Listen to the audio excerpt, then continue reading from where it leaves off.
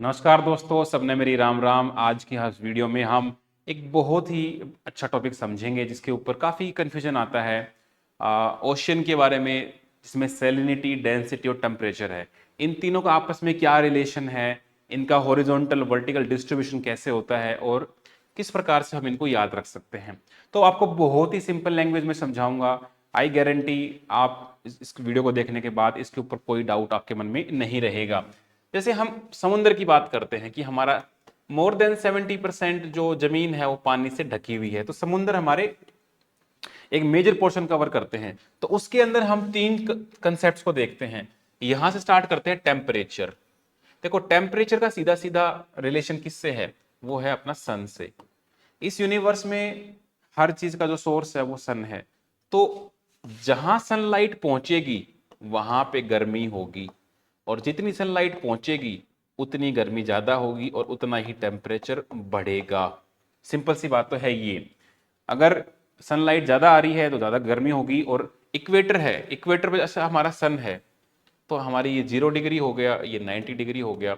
तो हमें पता है कि हमारे अर्थ पे ये जो एरिया है ट्रॉपिक्स के बीच का, 23.5 डिग्री नॉर्थ और 23.5 डिग्री साउथ, इसके बीच का जो एरिया है, यहाँ पर पूरे साल सनलाइट रहती है, क्योंकि जो सन हमारा होता है वो इन दोनों के बीच में ही मूवमेंट करता है। इसको हम एपरेंट मूवमेंट ऑफ सन बोलते हैं। इससे ऊपर सन नहीं जाएगा। 21 जून मैक्सिमम यहाँ तक आएगा, और 22 दिसंबर इससे नीचे सन नहीं जाएगा। ठीक है, तो इसके ऊपर ज्यादा गर्मी रहेगी। यहां तक सनलाइट पहुंचती है लेकिन स्लांटिंग पहुंचती है। तो सीधी सी बात है, अगर हम हॉरिजॉन्टली देखें तो अगर हम इक्वेटर से पोल की तरफ जाएंगे तो हमारा जो टेम्परेचर है वो कम होता चलेगा। सिंपल सी बात है, बिकॉज यहाँ सनलाइट नहीं पहुंच पा रही, यहाँ पहुंच पा रही है। तो जितना हॉरिजॉन्टली आप 0 डिग्री से पोल की तरफ जाओगे, ये हमारा इक्वेटर है, इक्वेटर से आप पोल्स की तरफ जाओगे तो टेम्परेचर विल डिक्रीज। इसीलिए हमारे पोल्स पर बर्फ जमी रहती है और यहां पर अभी अच्छी खासी हरियाली रहती है। ये तो हमारा हो गया हॉरिजॉन्टल डिफरेंस। अब मान लो समुद्र है, समुद्र के नीचे जाना है आपको, तो सनलाइट का क्या मतलब होगा? अगर मान लो ये आपका समुद्र है, तो इसमें क्या होगा, ऊपर सनलाइट आएगी, तो जहां तक सनलाइट पहुंचेगी वहां तक टेम्परेचर ठीक ठाक रहेगा। तो हमारा कुछ वर्टिकल डिस्ट्रीब्यूशन इस प्रकार का होता है, ऐसे करके। ठीक है, पहले हमारा टेम्परेचर धीरे धीरे घटने लगता है, बिकॉज सनलाइट का पेनिट्रेशन कम होता जा रहा है। लेकिन एक पॉइंट ऐसा आएगा जहां टेम्परेचर एकदम से कम हो जाएगा, उसको हम बोल देंगे क्या? Thermo thermocline. थर्मो का मतलब होता है हीट। तो वो एक ऐसा जोन जहां उसके बाद इंस्टेंटली टेम्परेचर डाउन हो जाएगा। तो अर्थ जो हमारा ओशन है उसकी गहराइयों में बहुत ठंड रहती है। ठीक है, तो वो टेम्परेचर पहुंच नहीं पा रहा, तो आपका थर्मोक्लाइन हो गया। पहला टेम्परेचर कंसेप्ट मेरे हिसाब से आपको समझ में आ गया होगा कि टेम्परेचर का वर्टिकल डिस्ट्रीब्यूशन और हॉरिजॉन्टल डिस्ट्रीब्यूशन कैसे होता है। दूसरा कंसेप्ट है हमारा डेंसिटी का। डेंसिटी का मतलब क्या होता है? घनत्व। मान लो ये हमारे एक चीज है, इसके अंदर जो पार्टिकल्स हैं वो कितने दूर दूर हैं। अगर मान लो मैं ये कहूं जैसे ये हो गए, है ना, और एक मैं आपको कहूं कि जैसे ये बहुत सारे हो गए, तो जितना जितने ये डेंस होंगे, नजदीक होंगे, उतना हमारा डेंस कहेंगे। तो मान लो ये आपका सबसे डेंस हो गया, ये मोस्ट डेंस हो गया आउट ऑफ दिस थ्री, ये सबसे लीस्ट हो गया। तो सिंपल सी बात है, जब किसी चीज को हम हीट करते हैं, वार्म करते हैं, तो उसके पार्टिकल्स दूर दूर भागने लगते हैं। गर्म चीज के अंदर पार्टिकल्स दूर दूर जाने लगते हैं, और जब वो ठंडी होने लगती है तो वो नजदीक आने लगता है। आप इमेजिन करो कि आप कमरे में गर्मी बढ़ रही है, एसी नहीं चल रहा, पंखा नहीं चल रहा, तो सारे लोग दूर दूर होंगे, एकदम पसीने आएंगे और एक दूसरे को कहेंगे भाई तू परे ना मर ले, दूर हो ले। लेकिन जब सर्दी हो जाए, बहुत ज्यादा सर्दी हो जाए, तो आप ऐसे ठिठुर के बैठ जाएंगे एक ही जगह पे सारे, जैसे कुत्ते के पिल्ले नहीं बैठ जाते गली में, एकदम एक दूसरे ऊपर ऐसे बैठे हुए हैं। तो ये समझो कि वो पार्टिकल नजदीक आ गई। तो इस बात से मैं ये कंक्लूड कर सकता हूं कि भाई लो टेम्परेचर,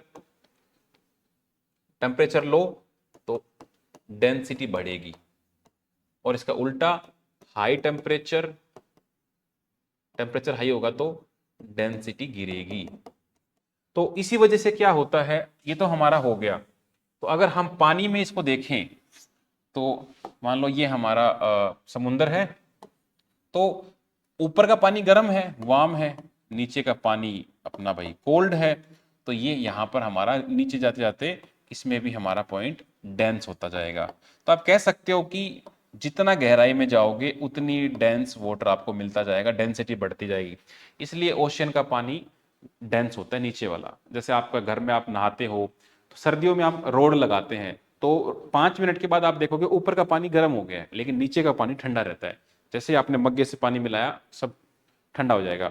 तो इसी से आपको पता लगा जितना डेंस नीचे जाओगे डेंसिटी बढ़ती जाएगी। तो यू कैन से टेम्परेचर और डेंसिटी का एक मोटा मोटा रिलेशन है। ठीक है, तो नीचे जाओगे तो डेंसिटी बढ़ती जाएगी। ये हमारा हो गया दूसरा कंसेप्ट। अब तीसरा कंसेप्ट आता है सबसे मेन इंपॉर्टेंट, सैलिनिटी, लवणता। सैलिनिटी का मतलब क्या है कि पानी में सोल्ट कितना घुला हुआ है, कितना सोल्ट है उसके अंदर। तो अगर हम देखें हमारा वर्ल्ड ओशियन को तो लगभग 3.5% उसमें नमक है। लेकिन हम जो ओशियन में सैलिनिटी को नापते हैं वो हम नापते हैं पार्ट्स पर थाउजेंड में, पीपीटी फॉर्मेट में नापते हैं परसेंटेज में। तो हमारा 35 पीपीटी हमारे ओशियन का पर 1000 ग्राम में हमारी सैलिनिटी है। मतलब 1000 ग्राम पे 35 ग्राम सोल्ट है। मतलब ये मान लो अपने 1000 ग्राम का पानी है तो इसमें मान लो ये 35% जो है ये सोल्ट है। तो ये हमारी ओशन की सैलिनिटी है। अब सैलिनिटी का जो इन्फ्लुएंस है वो किससे आएगा? वो सिर्फ इससे आएगा कि ये जो नमक है ये बस कम ज्यादा होना चाहिए, है ना। अब नमक को तो हम कम ज्यादा कर नहीं सकते क्योंकि नमक तो कांस्टेंट है 35 पीपीटी। हम इस पानी को कम ज्यादा कर सकते हैं। अब मान लो ये 100 यूनिट है पानी की, ये 35 है तो ये मान लो 65 होगी। अगर मैं 65 को बढ़ा के 85 कर दूं तो इनका रेशो बदल जाएगा। अब ये रेशो 35/85 का हो जाएगा जो 35/65 का था। तो ऐसे करके मैंने इसकी सैलिनिटी को डिक्रीज कर दिया क्योंकि अब पानी ज्यादा हो गया नमक कम हो गया। तो हम कह सकते हैं वोटर इज लेस सैलाइन या लेस डेंसिटी, है ना। या इसको मैं उल्टा कर दूं, इस पानी को मैं 65 कर दूं, ये 65 था इसको मैं 35/45 कर दूं तो अब इसमें से सोल्ट का कंटेंट बढ़ गया। तो यू कैन से जो हमारी सैलिनिटी थी वो बढ़ गई। तो अब हम इससे क्या कंक्लूड कर सकते हैं कि भाई अगर वाटर ऐड होता है तो सैलिनिटी घटती है, अगर वाटर लेस होता है तो सैलिनिटी बढ़ती है। अब इसको करने के दो तरीके हो सकते हैं। भाई वाटर बढ़ कैसे सकता है? या तो हो हमारा प्रेसिपिटेशन, मतलब बारिश करवा दिया आपने समुद्र में, कहीं पर भी बारिश आने से पानी बढ़ जाएगा तो प्रेसिपिटेशन से एक्स्ट्रा फ्रेश वाटर ऐड होगा तो आपकी सैलिनिटी डिक्रीज करेगी। या आपका एवेपोरेशन हो रहा हो, पानी भाप बन के उड़ रहा हो, भाप बन के उड़ेगा तो पानी कम हो जाएगा, सोल्ट उतना ही है तो आपकी सैलिनिटी बढ़ जाएगी। तो इसका मतलब एवेपोरेशन और प्रेसिपिटेशन का जो रेशो है वो वेरी करेगा। उससे पता चलेगा कि भाई सैलिनिटी कितनी है। लेकिन सैलिनिटी के लिए अदर फैक्टर भी काउंट में आते हैं। भाई कोई कोई भी वाटर बॉडी है वो कितनी एनक्लोज्ड है। जो वाटर बॉडी क्लोज होती हैं उनकी सैलिनिटी हाई मिलेगी बिकॉज उसके अंदर पानी मिक्स नहीं हो रहा, है ना। जैसे रेड सी है, पर्शियन गल्फ है, डेड सी है, इनकी सैलिनिटी बहुत हाई है। लेकिन पैसिफिक ओशियन है, इंडियन ओशियन है, इनकी सैलिनिटी लो है। तो ये कंसेप्ट आपने समझ लिया। अब बस इसी कंसेप्ट को आपको लिंक करना है एक छोटे से कंसेप्ट के साथ। और अगर हम समझना चाहते हैं कि भाई और पानी कैसे ऐड हो सकता है, मान लो रिवर से ऐड हो गया, है ना, रिवर लेके आ रही है पानी, फ्रेश वाटर ऐड हो रहा है। तो मान लो हमारा ये प्यारा भारत है, इधर अरेबियन सी है, इधर हमारा बे ऑफ बंगाल है। तो यहां पर सैलिनिटी कम होगी, इसकी इसकी सैलिनिटी ज्यादा होगी। आपस में कंपैरिजन करें, क्यों? बिकॉज हमारी सारी रिवर तो इधर गिर रही हैं, कावेरी, गोदावरी, कृष्णा, गोदावरी, महानदी, गंगा, यमुना, ब्रह्मपुत्रा, तीस्ता। तो इस वजह से बे ऑफ बंगाल में फ्रेश वाटर ऐड हो रहा है। तो जो 35 और 65 का रेशो था इसमें ये रेशो बढ़ जाएगा, मान लो 65 का 75 हो गया तो सैलिनिटी लो आ जाएगी। अब हमको ये बस आखिरी पॉइंट ये समझना है कि सैलिनिटी जो है उसका क्या अंडरस्टैंडिंग रखें, वर्टिकल और हॉरिजॉन्टल। और हॉरिजॉन्टल जैसे हमने समझा था भाई थर्मोक्लाइन, वैसे ही है ना, डेंसिटी को भी हमने समझा था, जितना गहराई में जाओगे उतना डेंस होगा। डेंसिटी का हम एक पॉइंट और देखेंगे। तो अब सैलिनिटी का हमें उसी कंसेप्ट के आधार पर देखना है कि ये मान लो हमारा एक अर्थ का एक फोटो हो गया, ये हमारे 0 डिग्री हो गई, ठीक है, ये आपके सब ट्रॉपिक्स हो गए 30 डिग्री के आसपास, 30 डिग्री नॉर्थ, और ये आपका 30 डिग्री सब ट्रॉपिक्स बोलते हैं इनको हम, अगर आपको पता है तो 30 डिग्री साउथ।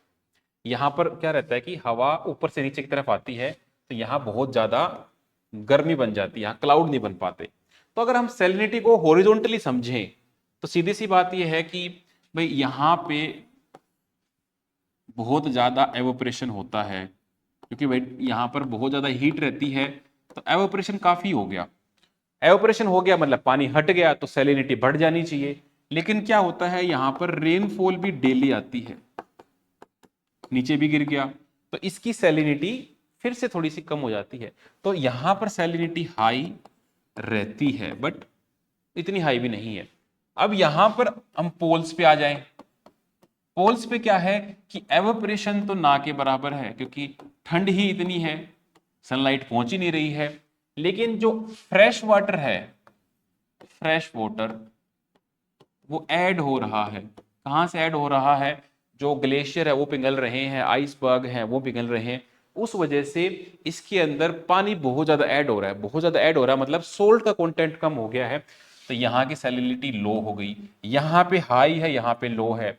अब जो पॉइंट आपने कभी पढ़ा होगा कि भाई हाईएस्ट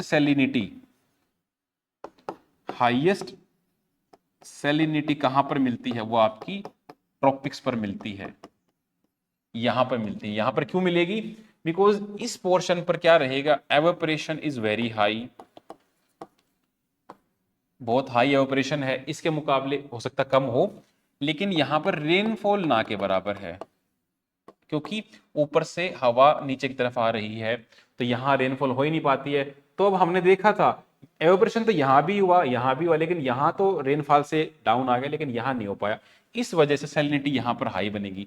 तो हमारी जो हॉरिजॉन्टल सैलिनिटी है, वो उसका मैप आपका कैसा बनेगा? आपका मैप बनेगा इस प्रकार से, ये एम शेप बनता है। This is the map of horizontal salinity. ये हमारे पोल्स हैं, ये हमारा इक्वेटर है, एंड ये हमारे ट्रॉपिक्स या सब ट्रॉपिक्स कह लो, ठीक है। इस वजह से एम शेप लेता है, क्योंकि इक्वेटर पे बहुत ज्यादा एवोपरेशन भी है और प्रेसिपिटेशन भी है। पोल्स पर प्रेसिपिटेशन है मतलब पानी आ रहा है, लेकिन एवोपरेशन नहीं हो रहा है। सब ट्रॉपिक्स पर बहुत ज्यादा एवोपरेशन हो रहा है, बट वो नहीं हो रहा। तो ये एम शेप का बन गया। अब इसमें एक बात ये आएगी, अगर हम समुद्र के नीचे की तरफ जाएं तो क्या होगा, है ना। मान लो ये हमारा समुद्र है, तो सीधा सा डाउट ये आएगा कि जैसे हम जब नीचे जा रहे थे तो हमारा टेम्परेचर कॉन्स्टेंटली गिर रहा था और डेंसिटी हमारी कॉन्स्टेंटली बढ़ रही थी। तो सैलिनिटी में क्या होगा? क्या सैलिनिटी डेप्थ के साथ बढ़ती है या डेप्थ के साथ घटती है? तो उसमें आपका एक शेप बनेगा इस प्रकार से, इस प्रकार का शेप बनेगा गिलास टाइप का। इसका मतलब क्या है कि वो डिपेंड करेगा कि वो लोकेशन कौन सी है, ठीक है। जैसे हमने देखा कि भाई हमारा जो एवरेज सोल्ट डिजोल्ड है वो 35 है, तो हमारी मान लो अलग अलग जगह पर आपकी अलग अलग सैलिनिटी है। कहीं पर 33 है, कहीं पर 35 है, 37 है। हमने ये देखा कि भाई जैसे पोल्स पर कम है, हमारी पोल्स पर हमारी सैलिनिटी कम थी, तो हम कह सकते हैं ये वाला जो एरिया है इधर वाला, दीज आर हाई लैटिट्यूड्स, या मान लो पोल्स पर है। लेकिन ये वाला जो एरिया है ये हमारे लो लैटिट्यूड्स हैं, लो लैटिट्यूड्स कह लो या इक्वेटर के आसपास कह लो। अब होगा क्या कि अब हम बीच में तो हमारा 35 ही है, क्योंकि 1000 मीटर के बाद, ये मान लो 1000 मीटर तक की डेप्थ है, इसके बाद नीचे ना तो सोल्ट ऐड हो सकता है, ना एवोपरेशन हो सकता है, ना प्रेसिपिटेशन हो सकता है। तो जो चेंज आएगा ना वो ऊपर ही आएगा, इस जोन में ही। तो देखो ये जो हमारे पोलर रीजन है, यहाँ पे क्या होता है कि मान लो बहुत ज़्यादा फ्रेश वाटर ऐड हो गया है, आइसबर्ग मेल्ट हो रहे हैं या ग्लेशियल मेल्ट हो रहा है, वो ग्लेशियल डिपॉजिट हो रहे हैं, तो 35 हो गई, 35 की जगह थोड़ी सी सैलिनिटी कम आ गई, लेकिन गहराई के साथ साथ ये 35 पहुंचने लगेगी। तो you can say higher latitudes में, हायर लैटिट्यूड्स में विद डेप्थ, विद डेप्थ क्या होगा, सैलिनिटी विल इंक्रीज। ठीक है, सैलिनिटी बढ़ेगी, बिकॉज 33 थी, उसको 35 तक जाना है तो वो बढ़ेगी, 35 के बाद वो कांस्टेंट हो जाएगी। लेकिन वही चीज अगर लोअर लैटिट्यूड में आएगा, यहां पर सैलिनिटी हाई हो रखी है बिकॉज ऑफ एवापोरेशन, तो जब गहराई में जाएंगे तो ये सैलिनिटी घटेगी। तो you can say lower latitudes में with depth salinity will decrease। ठीक है, तो ये यू शेप का बनेगा। तो this was all about temperature, salinity and density, है ना।